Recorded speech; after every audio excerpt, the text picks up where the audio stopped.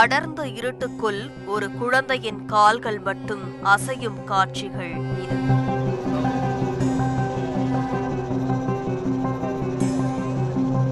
கர்ப்பப்பைக்குள் இருப்பது போல தோன்றும் இந்த காட்சிகள் உண்மையில் ஒரு ஆழ்துளை கிணற்றுக்குள் பதிவானது. நேற்று மாலை ஆழ்துளை கிணற்றில் சிக்கிய குழந்தையை பத்திரமாக மீட்டுவிட வேண்டும் என ஒட்டுமொத்த அரசு எந்திரமும் தூக்கத்தை மறந்து ஓடிக்கொண்டிருக்கிறது.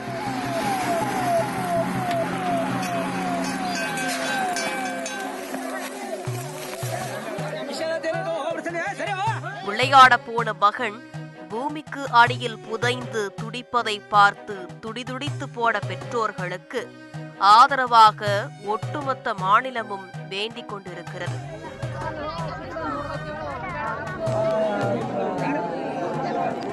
சம்பவம் நடந்த இடம் கர்நாடக மாநிலம் விஜயபுரா மாவட்டத்தில் உள்ள லட்சயான் என்ற சின்ன கிராமம். இந்த கிராமத்தில் விவசாய வேலை பார்த்து வந்தவர் சதீஷ் முஜகோத். இவரது குழந்தைதான் 2 அகவைகளே ஆன சாத்விக். சிறுவனின் தந்தைக்கு வீட்டுக்கு அருகிலேயே 3 ஏக்கர் நிலம் இருந்திருக்கிறது. விவசாய பணிக்காக அந்த இடத்தில் ஆழ்துளை கிணறு அமைத்திருக்கிறார்.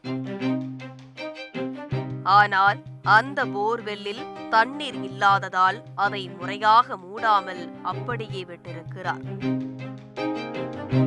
இந்த நிலையில்தான் சம்பவத்தன்று சாத்விக் விளையாடுவதற்காக வெளியே சென்றிருக்கிறார்.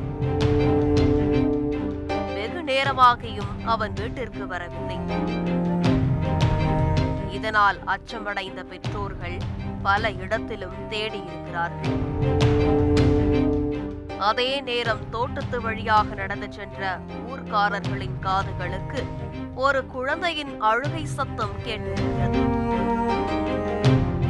எங்கிருந்து வருகிறது என அந்த குரலை பின்தொடர்ந்து சென்ற மக்கள் அதிர்ந்து போயிருக்கிறார்கள். 20 அடிக்கு மேல் ஆழமுள்ள போர்வெல் குழிக்குள் இருந்து 2 வயது சாத்விக் அலறி இருக்கிறார். உடனே காவல்துறைக்கும் தகவல் கொடுத்திருக்கிறார்கள். விரைந்து வந்த மீட்பு படையினர் கிட்டத்தட்ட மாலை 6:30 மணி அளவில் பணிகளை தொடங்கியிருக்கிறார்கள்.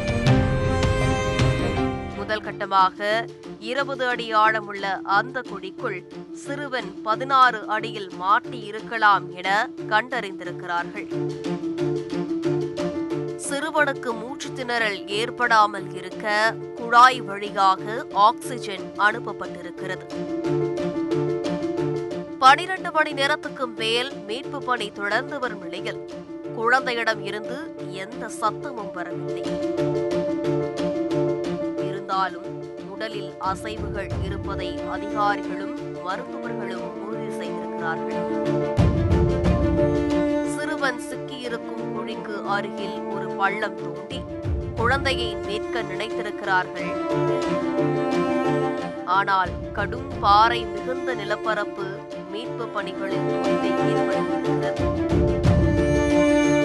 இந்த செய்தி கர்நாடகம் முழுவதும் பெரும் பரபரப்பை ஏற்படுத்தி இருக்கும் நிலையில் சாத்விக்கிற்காக ஆங்காங்கே மக்கள் பிரார்த்தனையில் ஈடுபட்டு வந்தனர்.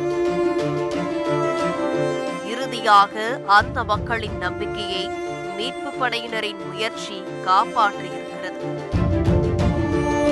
கிட்டத்தட்ட 13 மணி நேர போராட்டத்திற்கு பின் குழந்தையை பத்திரமாக மீட்டிருக்கிறார்கள்.